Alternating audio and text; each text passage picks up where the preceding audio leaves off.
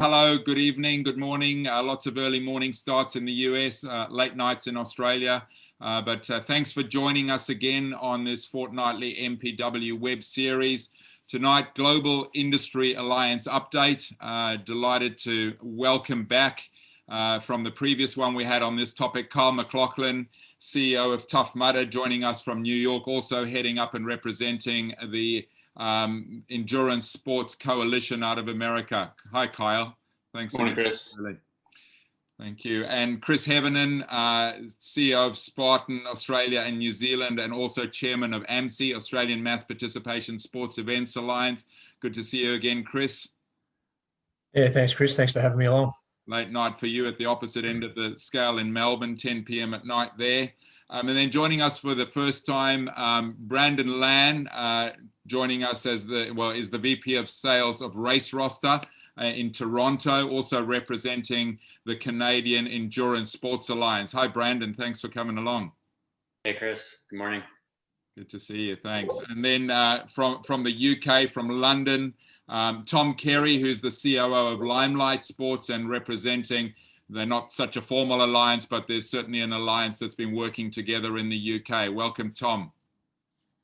Hi, Chris. Thanks for having me. Oh, great to see you. Thank you. So just a quick bit of housekeeping. As always, if you wouldn't mind, please stay mute throughout so we don't get feedback. I have the Q&A and the chat up in front of me, so please at any stage feel free to feed your questions through. We'll either feed those into the conversation as we go, or we'll have some time afterwards. As I mentioned, we're streaming live on Facebook, and also this is being recorded and will be posted on the Mass Participation World YouTube channel. The Facebook is also the Mass Participation World page. Just a quick, and we've got quite a couple of initiative updates, so I'll try and rush through them quite quickly. We started on Friday an initiative or a communication called The Road Ahead at MPW. So if you're not on our database and would like to be part of that, every Friday we just send out what's coming up in the week ahead, the topics and so on for webinars and things that are happening.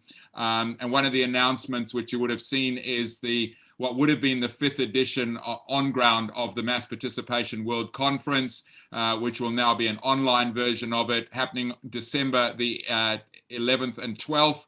And the theme is, that should be December the 10th and 11th. And the theme is changing the narrative, solutions to move from surviving to thriving. Registrations will open next Wednesday. We saw, probably a lot of us that are following this, saw a great piece of reporting that came out of Japan in the last week from the JAA, where they tracked 787 races, over 500,000 participants. And one of the key findings of that was that only one person could be traced to have tested positive, linked to those events within 14 days of the events. Coincidentally, I've been doing a bit of work with Tom as well, and we're looking at basically coming together as MPW. Tom did some work out of London, doing some similar research in the US, and we're going to kind of try and act as a bit of a clearinghouse and I guess an aggregation of whatever studies we can find from all over the world in the next 3 weeks. We're going to reach out to individual races to try and see if we can boost that number of 787 events to significantly more than that, to hopefully produce a body of work that can help the industry go to governments to try and get more approvals and get their events back happening. So watch out for an announcement on that, and we'd love to get as much help as possible on that. The aid station, we had Jonathan Brutan this week from the Seagull Institute in Chicago. Next week we go to Hong Kong. William Coe from the Standard Chartered Hong Kong Marathon. Those will now come out each Wednesday. The next webinar will be on Thursday, the 26th of November, and we're going to be polling for some interest in some topics at the end of today's session. So let's jump into the session in terms of what we're going to talk about. Just a couple of the key things we're going to talk to the panelists about. We're going to touch on some updates in each of the markets just to get a sense of what's been happening, particularly with respect to some of the government submissions. There's some changes in strategies, and Chris will come back and talk about a change in strategy which happened in Australia today with the AMPSEA. I'm going to touch a little bit, if we've got some time, to see what some of the key success factors are that are being noted of some of the events that have happened. Are there any new learnings that might help us? get a sense of how participants are responding. What are we hearing? Mostly we're hearing examples of massively oversubscribed events where they are being able to happen, but a few bucking the trends where they're only getting 50% sign up. So a bit of a discussion into that. Trying to get a sense of what some of the approval rejections are, what are some of the things we might be able to learn of why they're being rejected, and then maybe just a bit of a sense of, are there any advances in terms of business models? What are we seeing from sponsors? Are there any new revenue streams that have been identified? That's a lot of stuff to get through in the hour that we've got allocated. So we may not get to all of it, but just some of the thoughts that we might get underway with. So why don't we kick off, please, Chris, and start with you. Whilst you give a bit of an update of the state of play in Australia, I'll get rid of that the survey that we did, the poll, and just pop another one in there for us. But welcome back, Chris. Cheers, Chris. No, thanks again for having me, and very pleased to be here. From an Australian perspective, I think there's probably three points. First of all, when we formed the Alliance, the Australian Mass Participation Sporting Events Alliance, one of the things that we were very conscious of from the start has been that we haven't had representation in our industry from a peak body perspective. There's been national sporting organisations, other bodies around, but no one has really taken mass participation sporting events and said, well, we're going to own this space. So that's been a big thing for us, and we've now got well over 400 members, and interestingly, of those members of AMPSEA, it's about 51% are event operators and 49% are suppliers. So interestingly, it's come through that it's not just about the event operators and about getting that element of the industry up and going. We've been able to attract a lot of support, a lot of interest from the suppliers who are obviously directly affected by events not going ahead.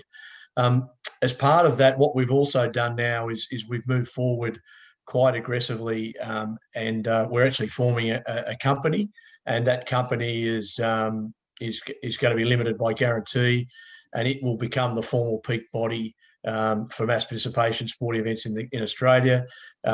We're developing a number of elements with that, including there'll be an annual conference. There'll be we've been providing a pathway to event operators and suppliers in terms of getting a pathway to recovery, and our website's full with templates and articles and information to enable event operators to be able to get back safely and to be able to prepare their COVID plans.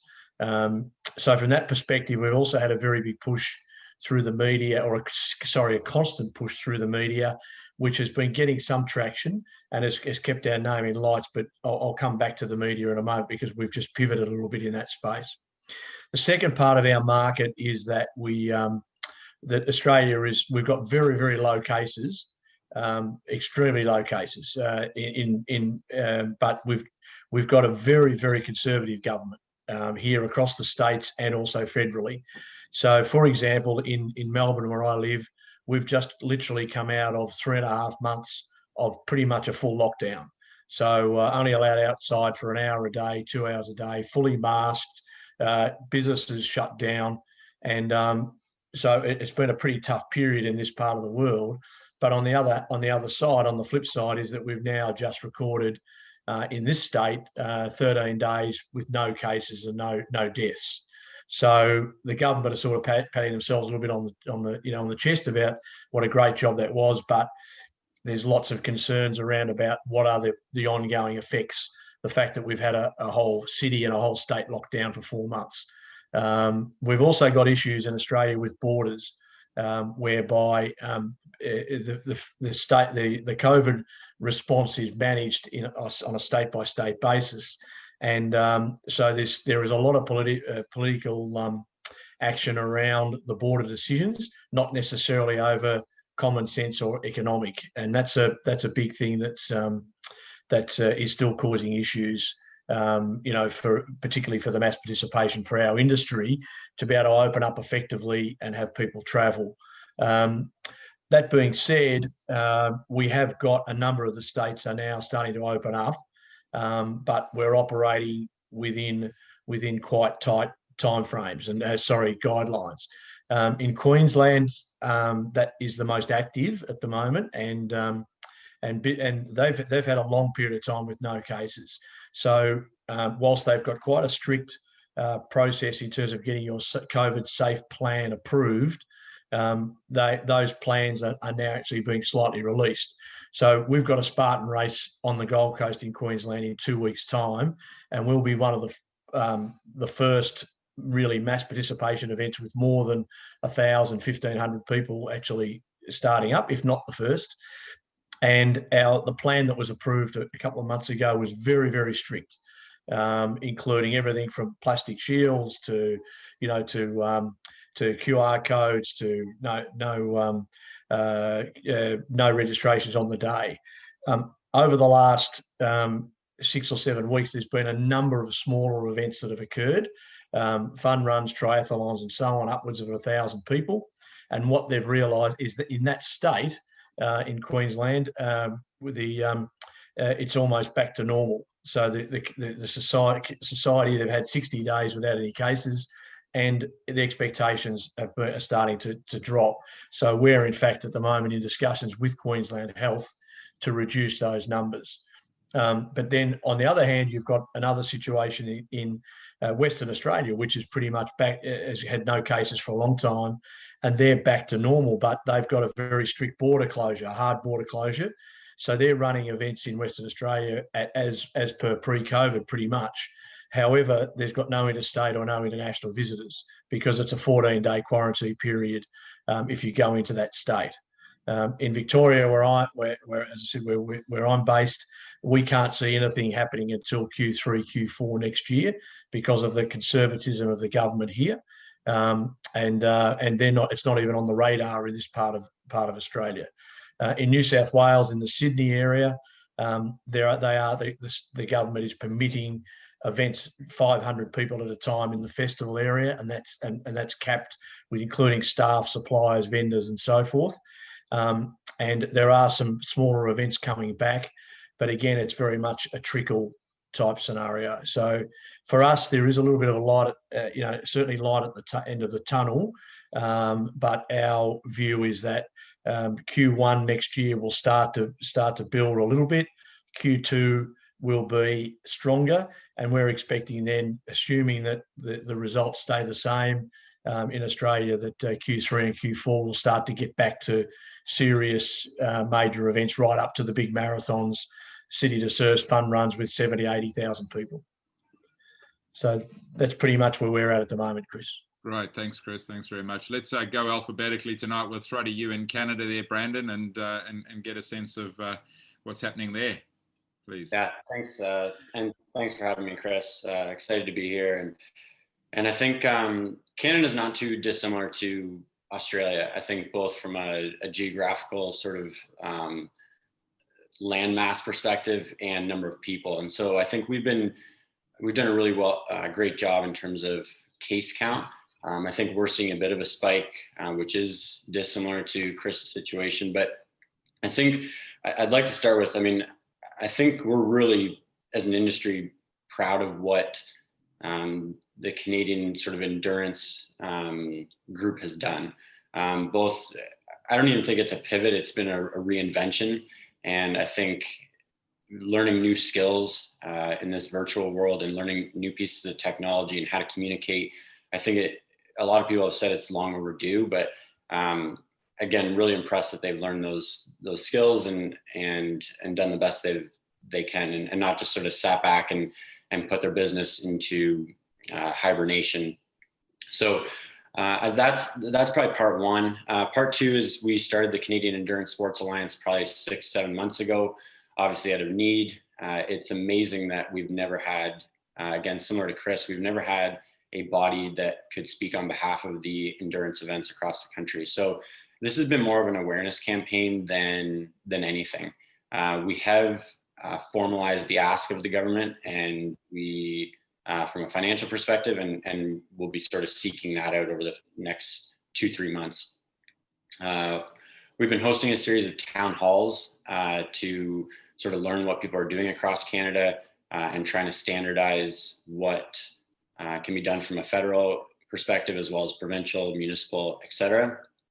And then I think from a weather perspective, our season's all but done. And we've got I'd say a 5-month period where most of the country is covered in snow and ice. So, we had to put on events in the fall so that we weren't starting from scratch in the spring. But the season is gone. I would say we're on the side of consumer confidence is going to be the issue based on sort of our government tactics and sort of what the media puts out. So we've had people try and put on 1,000-person events, had permits to do so, and hit sort of 300-400. I put on an event myself called Jordan's Run the Runway. We did it on an airport runway to have sort of a closed circuit, if you will. And we could have had 1,000 people and we had 300. It was incredibly well received. The participants were over the moon grateful. And I think that's a story we're hearing across the globe. So that's sort of where we're at. But I think, again, I'm really proud of what the Canadian race director group has done sort of holistically. Thanks, Brandon. And in terms of the feedback, why only 300? Fundamentally, you mentioned consumer confidence. Scared to come out, or worried that they might pay an entry fee and the event might not happen and they might not get it back, or a mix of both? Yeah, I think it's a mix of both. We also put that event on when school was just starting up in September. And I think the truth is people are more concerned about getting their kids back to school and taking care of their elderly loved ones than they were about getting on a start line. I think that's changed a little bit. Unfortunately, so is the weather. So I think we're gonna have to wait until March, April. Yeah. Okay. Thanks, Tom. Why don't we throw across to you in London and get a sense of the UK, please? Thanks, Chris. Yeah, interesting to hear both those stories from different parts of the world from us. As you mentioned in the introduction, the English organisers group is an informal group. We haven't chosen to come together as a voice for the industry, but trying to influence as high as possible in government circles. What has been great for us, though, is previously we haven't collaborated at all, and now we are, and we're finding ways to share communication tactics, best practice, and so forth. There's been a few things that have happened here, a little like Brandon's been explaining. Our sort of season in the UK is now coming to an end, and a lot of effort is now focused on getting back to activities in March, April, May next year. But knowing and understanding that to do that, the work's got to start now to get confidence, particularly from stakeholders, not necessarily so much from participants from our side, but from stakeholders, to give us green lights to happen. 5 sort of areas for us is really, one is commissioning scientific research to give us some proper evidence that outdoor activity, the positives far outweigh the negatives, and we're looking to how we go about that. The second is collaborating wider across the whole event industry. Festivals, music, stuff like that has probably been a little bit more coordinated than sport, and we've come together more recently to join forces and try and quantify the contribution to the wider economy that the event industry brings, and also looking at the approaches that other sectors have brought to their lobbying. The third one, and probably one of the more interesting elements for us, is the look at how we can work with the insurance industry, and a ask that's gone into government for the government to be an insurer of last resort across the event industry. And whilst that's at a very embryonic stage at the moment, there's talk of industry mutuals and how we can actually get some protection for both organisers and participants in the events. And then the 2 sort of remaining things is, one you alluded to already, Chris, was the collation of data from across the UK during August, September and October. we found sort of 20, 30 events that had happened of sort of varying different scales, from small gatherings of less than 100 people to gatherings of up to 4,000. And the key takeaways we got from those were that participants who came to them felt very safe at the events, that the measures that people had put in across the board were good and adequate, and people appreciated them and felt happy to be at the event. And secondly, the impact we were having by holding the events on people's health and well-being was extremely positive and very well received from people. Contrary to something Brandon said there earlier, here at Limelight, we've opened a number of events for registrations for 2021, and we're seeing a significant take up and actually getting to sell out pretty quickly in numbers. So I think it's not a public problem for us. It's much more around the stakeholders. And then the final thing for us is England is now in a national lockdown again, certainly until the beginning of December, and hopefully not too much longer than that. But what we tried pre-November were a series of regional and local and tiered restrictions. And I think that'll be an interesting challenge for the industry, assuming we come out of full lockdown, into how we navigate our ways around where different parts of the country, being a lot smaller than certainly both Australia, well, Canada and America, how we can navigate that if one region's being treated very differently to another. So really the whole emphasis here is about getting ready for 2021. I'm not expecting a huge amount to happen for the remainder of this year. Thanks, Tom. Thanks for that. That's great. And Kyle, why don't we come across to you in New York, please? Sure. So, as I'm sure you all have been following in the news, America is an interesting place to be right now, both from a COVID perspective and a geopolitical perspective. I think from the Endurance Sports Coalition side, we largely, hit a brick wall when it came to our government lobbying and advocacy efforts back in the late summer and early fall. After having some of the initial rounds of stimulus and relief passed that were a great benefit to many in our industry, Congress in the U.S., kind of deadlocked coming into the election, and it was, as this played out in the media, no industry was able to, kind of see a path forward and being able to get additional relief or stimulus out of the government prior to the presidential election. We are optimistic, and are tracking closely the chances for additional stimulus and relief to come, likely in the new Congress after they're seated in January. And are begun to kind of ramp back up our outreach efforts and lobbying efforts to put a number of those original proposals back on the table. Unlike in some countries now, Canada is starting to get some traction on getting industry-specific stimulus. There's been some sport-specific stimulus programs, in the UK. That's very unlikely to happen in the US, just based on how the federal government has responded to the larger overall crisis. We're more likely to see another program coming in to support small and medium business enterprises with forgivable loans or grants to retain employees and help to bring businesses back together. But we've shifted a bit in strategy on a lot of the messaging that we were pushing from March through the summer was around kind of the fate of the industry. And if action's not taken, we're likely to see races go away. We're likely to see businesses collapse. We're likely to see the events that that our participants have come to know and love no longer be here.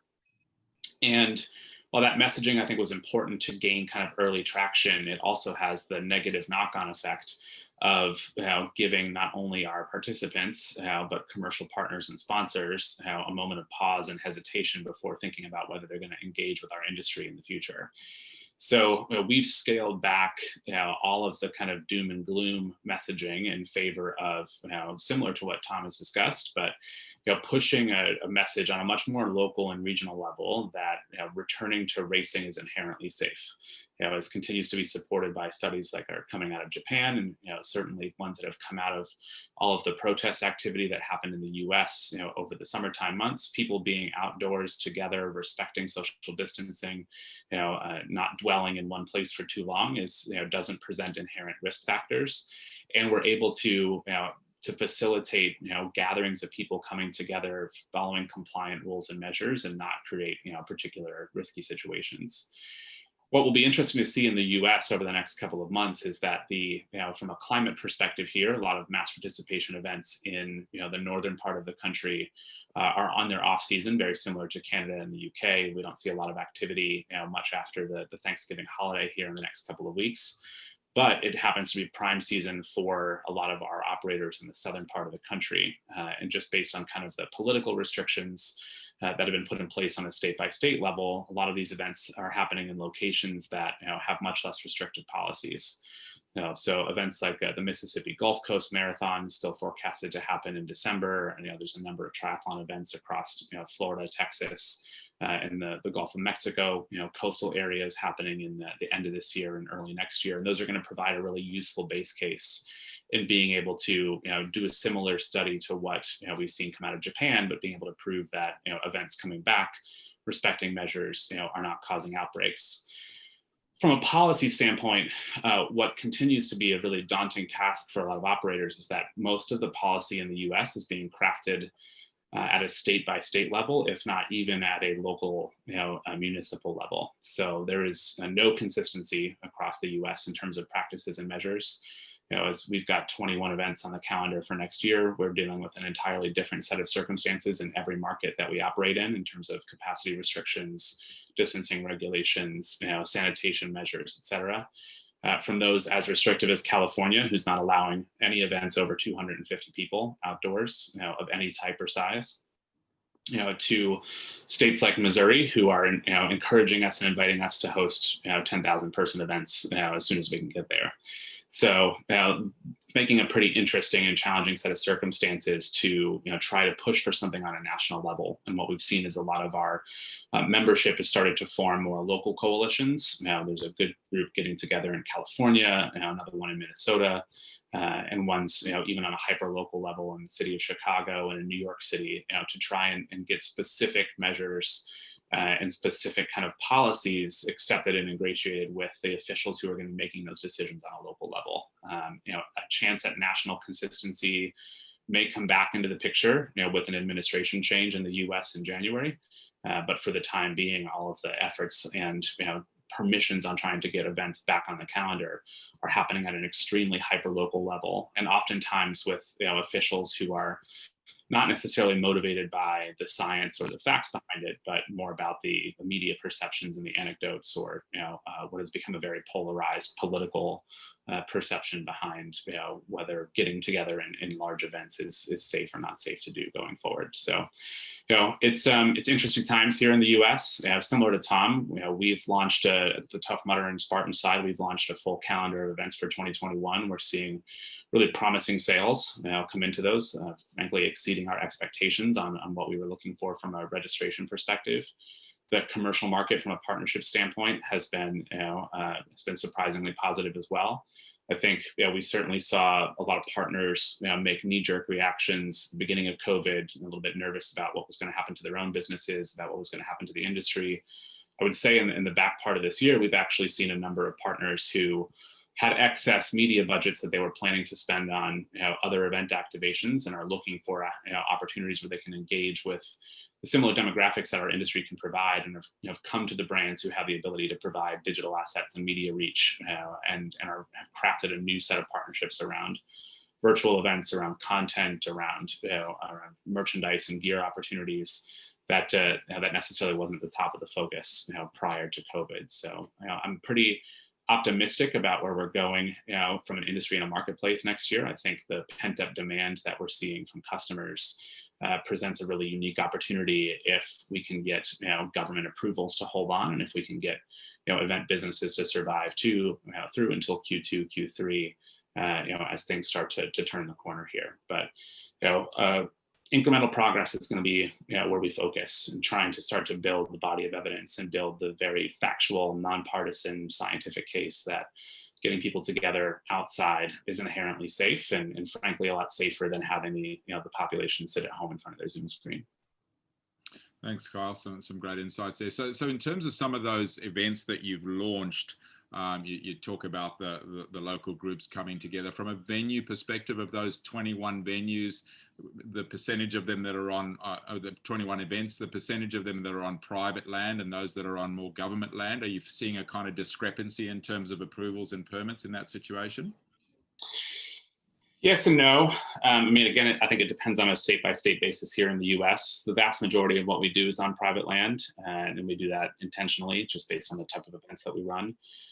We've had some, venues that have got government, close government relationships, whether they're public-private partnerships, and others who've been a bit more hesitant. But we have others, even events that are on federal land, who have, kind of rubber stamped the permission to at least begin to sell the event, and have noted that we'll kind of approve the COVID, safety plan process. What we're seeing here in the U.S., and I imagine it's similar in other places too, is that most local governments, who are going to be reviewing plans and approving measures, are nowhere near prepared to have those discussions at this point. They're trying to focus on things that are, particularly in the U.S., given our surge in cases, they're focusing on things that are right in front of them, a few weeks ahead, a few months ahead, and have really, reluctantly, kind of pushed back on turning their attention to anything that's 3 months, 6 months, 9 months in the future. So it'll be something that I think once we get through the holiday season, and hopefully we start to see case counts in the U.S. Start to come back down, that we'll be able to get some attention and bandwidth from these local government officials to truly engage in protective measures for the future. Yeah, thanks. And then you said you changed the narrative from, the state of the industry to returning to racing is safe. Has the kind of health and well-being narrative become more front and center there as well, in terms of the messaging that you're putting out, the impact that you're creating on communities from a health and well-being perspective? Yeah, we're re-gearing a lot of that messaging up right now to try and to do a larger launch around the winter and early January season, when we see a lot of people in the U.S. And I think in a number of other places start to turn their attention to New Year's resolutions and signing up for events, and trying to capture them kind of in this moment. So a lot of that messaging hasn't fully pushed and launched open yet, and we're working kind of behind the scenes to get a lot of that built right now. The election had sucked a lot of the oxygen, out of the air in the U.S. for the last several months, and will for the next, couple of months as well, until this, kind of reaches a resolution. So we're trying to not compete with the public mindset around that and around the media. But I think once we get into January, we're going to be looking at a group of people who've been trapped inside their homes and have had their routines disrupted for nearly a year at that point, and our industry has the chance to provide them with a new outlet, a new set of goals, a new opportunity to kind of focus on something that seems exciting and optimistic that they can look forward to down the road. And it's going to be important that we solidify that with the message of safety and science-backed safety. Right, thanks. Maybe come back to you, Chris. You guys had a bit of a change of strategy this morning, and maybe give a bit of an update in terms of what the thinking was behind that and what the strategy was. Sure. We've been working, well, we've been lobbying government very hard. Industries in Australia, like the arts, live events, even zoos, have actually received direct funding from the federal government to stimulus funding for their industries. So there is a precedent for us. We've had a number of meetings with the relevant ministers, various advisors. We've been lobbying government, and we continue to do that. However, we felt that we needed to probably ramp things up a little bit and make it much more pointed. And so what we did is, about 3 weeks ago, we had a workshop, and we decided to run an old-fashioned media conference, obviously through Zoom, but and what we did is we brought in 3 Olympian, world champion runners, Commonwealth Games gold medal, but very high-profile people in the community. Very high profile. One of the guys, Rob De Castella, was the former CEO of the Australian Sports Commission, so one of the highest positions in the country in sport. And Chris actually did a great job today facilitating that.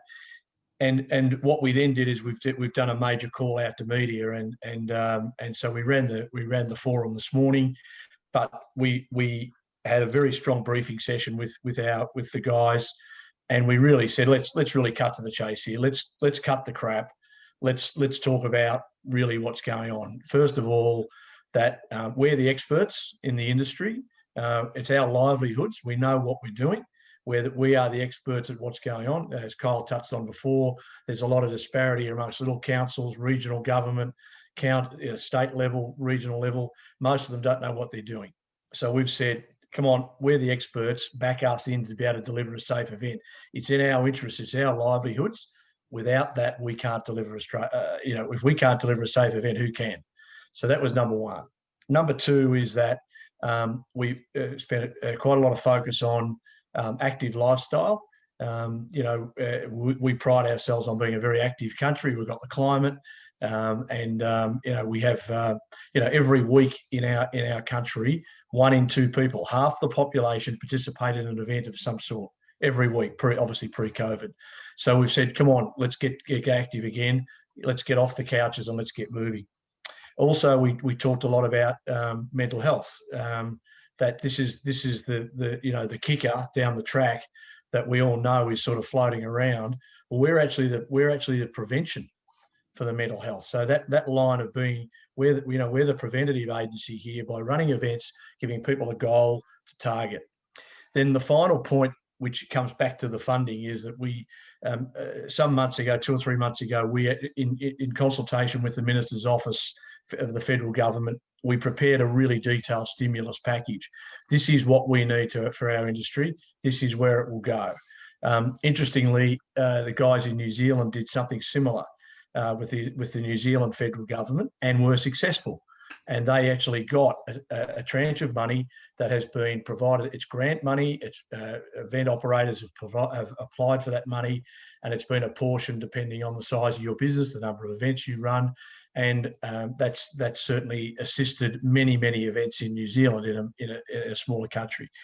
So what we've said to the government very strongly is that the money that we need, the help we need, is working capital. So 13th of March, we were stopped. That was what had happened in Australia. All events, everything was stopped on the 13th of March. So from that point of view, all of our businesses have traded, had to stay open for 9 months or 8 or 9 months. And in that period of time, we've had no revenue. In some cases, as low as 98% down in many cases. And what we've said is that we've had to carry forward all of our costs. We've carried forward our staff. Sure, we've been able to furlough people and put people, but at the end of the day, we're still got to keep the doors open.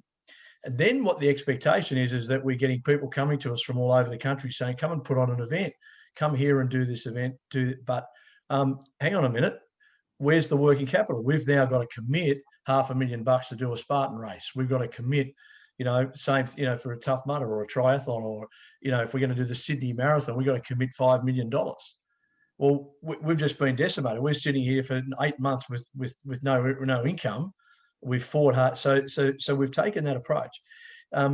We launched that formally today, and we have had excellent take up from the media, and we are again going back formally through all the lobbying back to the government, the federal government, and driving things forward. On a positive note, there is money in Australia coming through from state and regional government, but it's about going forward. It's not about fixing the gap. So by the time most of our event operators are going to be back in traction, it's going to be 15 to 18 months. So yes, getting some extra money, maybe an extra 30%, 40% of funding that from previously is great for that event. But what people are not understanding is our businesses are being decimated. And we've done a lot of work with data. And in May, we found that 45% of our operators are not expecting to come back next year. We then redid that survey in October, and that number has increased up to 65%. So event operators, particularly the smaller mum and dad operators, are not expecting to come back in 2021. So we're on a downhill slope, and our view is that we've never seen so much collaboration in our industry. People are sharing documentation right across the board, are working together to help each other. We feel like we've got the COVID safe plan and the methodology to get back to market. We feel like we've got that nailed. It's about getting the government to say, come on, shake them up a bit, understand that we really need the stimulus. So that's really going to be our focus over the next couple of months leading into Christmas, to really rattle the cages as much as we can. Thanks, Chris. While you made that point, I just put another poll in there just asking about people that think they may have to shut down. The polls are totally anonymous, so don't fear that you're putting your hand up that might be a public perception about you. Just interested to know the perception of whether people think they're at risk and how long they may be able to last in that space. Let's go across to you, Brandon. Thank you for that update there, Chris, and the strategy. And clearly it seems to gain some traction. So you've got an interesting scenario there where you seem to be getting permits to put events on, but participants haven't turned up. And I had a conversation with Kirsten a couple of nights ago, and she was saying the same thing. They'd put on a couple of events and people hadn't turned up. Is there any kind of issue with that, with governments kind of saying, well, you're putting these events on and people aren't turning up? Do you see that as a problem for the industry? And if so, how are you addressing it? Or is it not a problem at all? Is that's just the timing and the situation that you face at the moment? And maybe a little bit around, at the same time, what's the kind of narrative that you've been using? I know you've been doing more of a discreet behind the scenes, not so much a media offensive, but lobbying with government. What are the key messages? We've got people from a number of other alliances on this call that potentially are learning, obviously, from what's happening here, not only event organizers, but people representing alliances. What's the messaging that you're taking to the Canadian government? Yeah, I think it's been a little bit of a softer approach. Certainly from a media perspective, we've been advised that the government officials don't like to be the sort of shock and awe approach, or sort of the sentiment about we'd like our start lines or finish lines back, rather working together to create a plan. Kirsten and I presented to the Conservative caucus. I was about 45 members, and it was mostly focused around the idea of rapid testing from their perspective, not ours. But we think that could certainly boost consumer confidence. So to speak to the first part of your question, I think we do have a bit of an uphill battle in Canada, and I can't put my finger on why that is. I think, like I said at the outset, I think we've done a really good job as a country keeping our caseload in check, and I think that's in part because we've been, very conservative in how we approach this. Now, I think we need to get back to putting on events, and I think the government agrees, and we presented with various other sectors. So someone else mentioned, I think Tom mentioned sort of music, festivals, et cetera, and we were sort of privy to their presentations as well to that caucus. And the overwhelming majority of data suggests that we can do this. And I agree with Chris, we are the industry experts. And so I think that's a message we're leaning on versus, give us back what's ours. I think we're also really trying to be good stewards of the data. So we've done several surveys trying to understand what the government has provided people and not sort of discounted that. And so the data we're saying we need X number if these government programs continue to exist, and we'll need Y if they cease to exist. And the disparity between those two numbers is so great that it shows at least we need these programs to keep going. And we're dissimilar to the US in that our government has taken good care of small, medium, large businesses with various programs like wage subsidy, rent relief, et cetera. So we didn't want to sort of point the finger, because they have, I think, been very generous from that standpoint. Thanks, Brandon. Tom, let's switch back up to you. So I'm interested to know kind of state of play in the UK, as my sense is that quite a lot of businesses kind of hung on there through the autumn, thinking they might make it. I'm aware of some of them that have had, significant redundancies and layoffs. Percentage of the industry that's closed down looks like it's not going to make it into next year. And then maybe just touching a little bit on, you did have a raft of successful events there. You were on, on the panel talking about your Blenheim success. And then I spoke to you a week or 2 weeks later that you were saying like landholders were refusing permission for an ultra event. You had nearly 4,000 people in a triathlon, and landholders were not allowing a 250 people event to take place. Any kind of lessons there in terms of where that's moved to? So I guess a two-part question: state of the industry and any lessons to share in terms of this vexed issue of private landholders, stakeholders just saying we're too scared, we don't want to be involved. Yeah, I think it's interesting that Chris touched on the furlough scheme. That's pretty much been the saviour of businesses in the UK. And at the beginning of November, that was extended in the UK for certainly for November and December, and probably into the new year. It's going to be reviewed again, in January. Now that has meant that the government have paid 80% of salaries of businesses, and that has kept a lot of people afloat, and people have taken full advantage of that. So a lot of businesses have really hunkered down and taken the money they can get from government as much as possible. It gives us an interesting dilemma as we plan for 2021, because people are hopeful that we're going to get back to activity, but to be able to do that, some of the work's going to have to start this side of Christmas and certainly in the first month or two of 2021. And whilst it's been great for the government to provide money to businesses, people are going to have to take risks to bring people back to start the planning work, particularly for the large scale stuff. So some people have chosen to be more cautious with their staff, and there have been a range of redundancies that have been made in some of the businesses. I don't have any data to say what percentage or so forth, but you've seen a raft of posts on LinkedIn of people across the industry and who are now being made redundant and looking for jobs, and that's sad to see.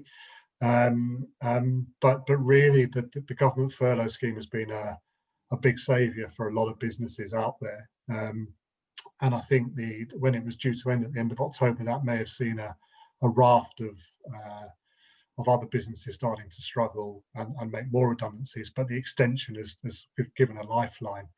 How that continues and what impact that has on planning for major events in the first two quarters of 21 is yet to be seen, but it's a fine balance. Then in terms of stakeholders, it's an interesting conversation. Actually, right as we're speaking now, I'm aware that some of our team are meeting with the Central London Safety Advisory Group to talk about the Royal Parks Half Marathon that's scheduled to happen in April. There's definitely willingness now to get around the table and talk about the measures that can be put in place, and I think that's been seen more broadly across the country now, that people are willing to have the conversation. The detail and the logistics and the restrictions that are being in place, I think that's still quite up in the air. And I think there's an acknowledgement that people being locked up in their houses and stopping being active is a problem. Some of the survey information that came out of the Active Life survey at Sport England ran showed that whilst there'd been an uptake in activity at the beginning of the pandemic, it dropped off as the weather got worse here. And I think people realise that the events and activities that we put on as industry are a really good stimulus for people keeping active and play such a huge part in that health and well-being narrative as well, and are crucial to doing that. So I think conversations are starting to happen. They're definitely some of the stuff that stopped events happening wasn't necessarily based on data, insight, and scientific research. It was on gut feel and reputation and PR damage limitation, which is understandable from people. And as I sort of said in my first segment, because the industry really, in terms of mass sport, is in a sort of holding position now until next year anyway. There's not stuff that's getting stopped. It's much more around, okay, well, let's have the conversation about what 2021 might look like. But I think we'll as an industry hit the ground a lot harder in January, trying to get those permissions. I think people are willing to have a conversation now, but it's very top line at this stage. Yeah, and one of the things you mentioned, and we've had it in a couple of conversations, is seems to be pretty strong engagement with Sport England, where they're helping to bring people together, which is not something that I've heard in many other countries, where a peak sports body is actually coming together with the industry and saying, how can we help you? How can we bring people together? Do you want to just touch a little bit on what role they're playing in that, which may be useful to others to try and take up in other countries? Yeah, it was interesting. Certainly from a very early part of this, with the organisers group that was formed in England, which was mainly of running organisations, but has spread into multi-sport and cycling as well. We're having discussion, approached Sport England and DCMS, and Sport England instantly were able to facilitate and the coordination of. So as I said, we don't have the formal organisation, but really Sport England have helped us and kept us communicating as a group, and then taking messages back up the chain as when they could. So I think they understand the challenges around and the responsibility they have in terms of activity across the country, and they realise that we do play a major part in doing that. It's yes, of course, the governing bodies do as well, but major events produce a huge amount of activity for people, and certainly through organisations like Parkrun, being funded also by lottery money and so forth. It felt a really good avenue to do that, and just that message around communities and health and well-being resonated very much with Sport England, and they want to play a full part in helping us get back to activity. They are able to lobby probably higher than we are as a group, because they're a formal body, whereas we're not. But it's been a very good conduit for sort of joint messages rather than individual organisations approaching government. So it's worked well. Yeah, great. Thanks, Tom. Kyle, can I come back to you? Two things. They're just interested to understand state of play in terms, the last statistics I saw from the US, I think were close to between 60 and 70% of the industry not returning in 2021, if I'm correct. Any updates on that? And then the second part, you spoke about being, I think the term you used, pleasantly surprised in terms of partners and brands coming to be involved. Interested to see if there's any kind of new revenue streams, ways that this is things you're seeing in the US where people are creating other ways to make a more sustainable business model, because I think we all know that fundamentally the business model has been flawed in many parts of the world for a while, and has this helped to unearth any new revenue streams or changes in business models that you're aware of?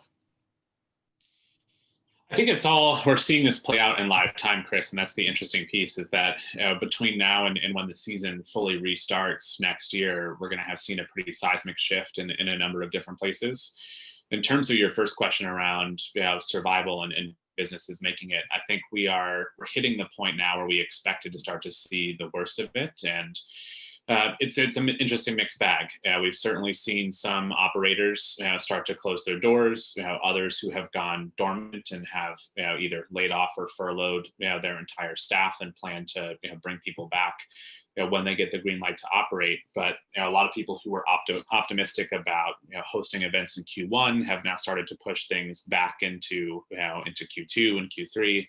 And we're seeing, not unlike the shift that we saw at the beginning of this year, where everybody moved out of the spring and into the fall, that's already happening for 2021, and people are proactively ahead of it.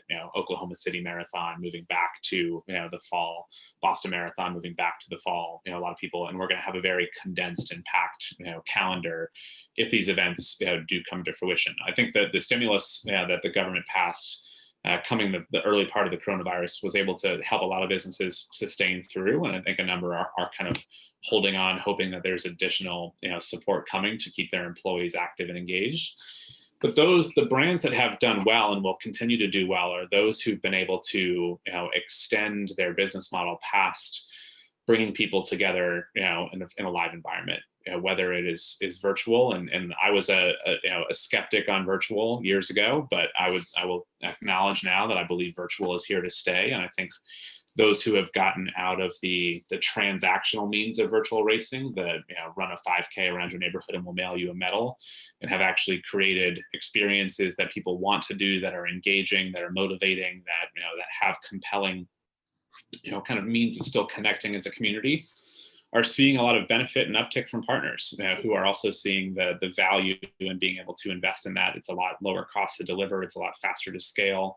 You don't have the same geographic boundaries and considerations that you do in live events. So I think many are looking to virtual as becoming, and certainly we are at Tough Mudder, as becoming a kind of permanent part of our product assortment, and how we are able to map that into the overall training and event participation ecosystem, where people can fill in the gaps between doing a live event with taking on a virtual challenge, a virtual race, doing something in the middle there. And content is king, right? The brands who have continued to do well are those who had robust followings and content programs prior to COVID. And I think as we talk about business models, Chris, a lot of what this industry has been based on hasn't changed since the 80s. And even as the industry boomed and grew, very few operators took the chance to kind of diversify their businesses into media and content and consumer products and digital products. Many of them were reliant, 90+% of their revenue, both in ticket sales and in partnerships, on bringing people together, in live on-site environments.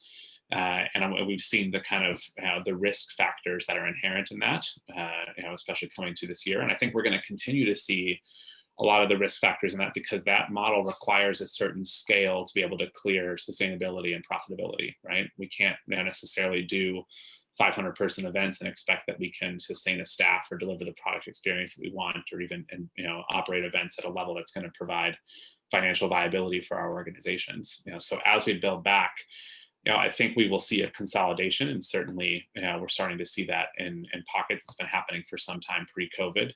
I think we'll see a lot of the operators who were newer to the marketplace and kind of came in on the back of the running boom 6, 7, 8 years ago, may contract out of the market because they're the ones who also had a less kind of robust offering and a less robust product assortment across the board. But I also think that we're going to see some new players come back into the market when the boom comes, as the lights come back on. There's going to be a dearth of people who are excited and eager to get back onto the streets and get back onto race courses, back into the water, and there will be an opportunity for well-funded players to be able to come into the space and capitalize and seize on that. There's a lot of equity and capital available right now in the markets through investment vehicles for brands and businesses that are sustainable and can get through the back end of this. So it's going to be an interesting kind of startup environment to see. We may have some attrition in the next 6 to 8 months, but I think we'll also see a lot of new players coming to the table coming out the back end. Yeah, great insights. Thank you. Folks, we're pretty much out of time, but I'd love to just quickly pick up here. We've had a couple of comments from Stefan from Sweden. One question, has anyone done studies about the decline of public health training exercise as runners' participation's goals are gone? I don't know if any of you have any comments, but on the panel I hosted this morning, one of the comments in the chat came from a trainer who specialized in training people for obstacle races, and he said that the minute that the event calendar stopped, he literally lost thousands of clients because people no longer had a target to aim for. That's a partial answer, but is any of you panelists aware of any study that's been done specifically around Stefan's question? Chris, there's some information from Sport England that was released on the Active Live survey. So if you went to Sport England's website, you'd find that.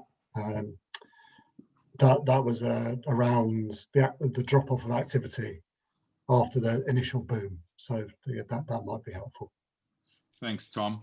And then Chris, if I can real fast there, I think the other interesting point on that is going to be around the seasonality of it. When COVID first hit, we were in the prime weather in the Northern Hemisphere, right?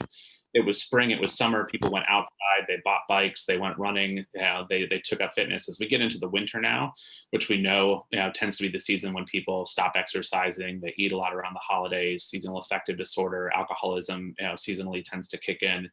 I think we haven't seen the worst of it yet, and a lot of times it's races and early season events that keep people motivated and keep people training through the winter.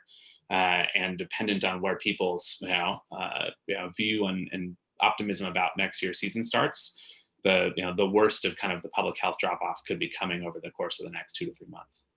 Yeah, great point. Thanks, Kyle. Thank you. So yeah, Stefan, hopefully that gives you some insights. And then your final comment, Tom's perspective on cooperation with Sports Confederation is valid for many European countries, as you have several projects for sports and active life. Thank you. Folks, we're out of time. It always goes so quickly. I think some really great insights again. A big thank you to the panel, starting as I see them on my screen at the top. Tom Kerry from Limelight Sports, thank you so much. Chris Heverin from Spartan in Australia and AMPSEA. Kyle McLaughlin from Tough Mudder in New York, and Brandon Laan from Race Roster in Toronto. Thank you so much for your time. Thanks for those of you that joined us. Thanks for the feedback. We got some feedback on the topics for the next one, and we'll come back to you on that 2 weeks' time, and look forward to seeing you all soon. Have a great sleep for those of you late in the world there, Chris Heverin, and a great day for those of you, Kyle and Brandon, the other side, and everyone in between. Thanks.